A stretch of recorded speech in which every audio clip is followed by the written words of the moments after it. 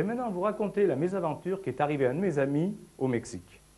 Il était à Mexico et là, il a découvert un joueur de bonneto un petit peu particulier, un joueur de bonneto qui jouait avec une pièce de monnaie et des billets de banque.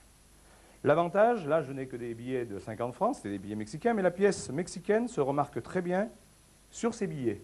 Donc tout va bien, on va pouvoir l'utiliser. Et 3 billets, puisque c'est un bonneto, 1, 2, 3 billets. Mais ce qui est le plus important, c'est que j'ai besoin de 2 pièces d'argent, que je dois avoir ici, pour ce tour. Et maintenant, suivez bien. Le bonnetteur plaçait la pièce dans le billet, liait le billet avec soin, toujours sans toucher la pièce, comme ceci. Et il refaisait la même chose, bien sûr, avec des pièces d'argent qu'il plaçait dans un billet à droite et un billet à sa gauche. Et là, il mélangeait.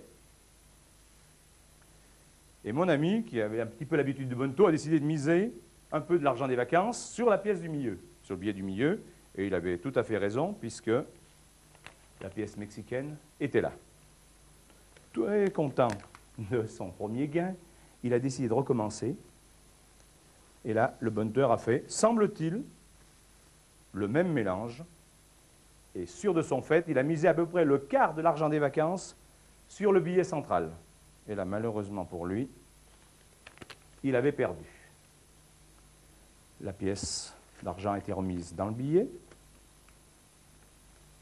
Et là, le bonnetteur a dit, « Monsieur, vous êtes très sympathique, je vais vous aider un petit peu, je vais enlever cette pièce d'argent pour qu'il ne vous reste plus une pièce de cuivre et une pièce d'argent. » Il a mélangé. La personne a misé ici. Et malheureusement pour elle, c'était perdu. Deuxième chance, toujours la pièce d'argent ici. Mélange comme ceci. Et mon ami a misé pratiquement tout ce qui lui restait comme argent sur ce billet. Il était sûr de gagner. Et là, malheureusement pour lui, il avait aussi perdu. Là, il a commencé à avoir quelques doutes. Il s'est dit, mais bon, le problème, c'est qu'il n'y a que des pièces d'argent, il n'y a pas de pièces de cuivre. Le bonnetteur a dit, non, monsieur, vous n'avez pas bien suivi, parce que la pièce de cuivre, elle est ici.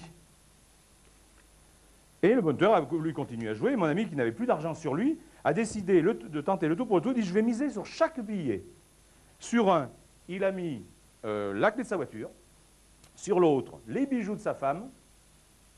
Et sur le dernier, il a mis sa montre Cartier et ses vêtements. Là, le bonnetteur a un petit peu hésité, parce que bon, il misait sur chaque billet. Mais quand même, il l'a laissé faire. Il a remélangé un tout petit peu. Et là, quand il a ouvert, il y avait ici une pièce d'argent, ici une pièce d'argent, et ici aussi une pièce d'argent. Il a très vite récupéré ses billets, les pièces de monnaie, il a tout mis ça dans sa poche, il a pris les clés de la voiture, les bijoux, les vêtements, il est parti avec la voiture avec un grand sourire parce qu'il a ressorti de sa poche la pièce mexicaine qui n'avait jamais quitté cette poche.